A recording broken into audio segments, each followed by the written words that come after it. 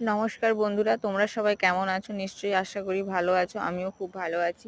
আজ তোমাদের কাছে নিয়ে এসেছি, দেখো, 3টে শাড়ি নিয়ে এসেছি কাস্টমারের, ফলস এবং পিকো। আর পিকো নয়, এমনি ধার সেলাই। আমি পিকো করি না, আমার পিকো মেশিন নেই।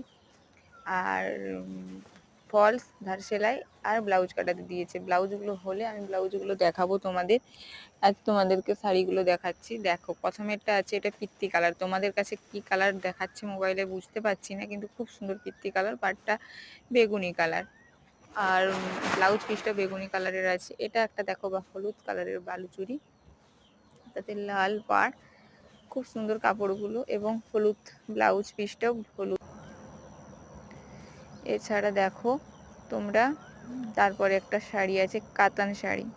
এটা জাল কাতান, পিত্তি কালারটাও কাতানের মতোই। আর এটা জাল কাতান। জাল কাতানটা বেবি পিঙ্ক, বেবি পিঙ্ক বলবো না, দুধে আলতা কালার, খুব সুন্দর কালারটা।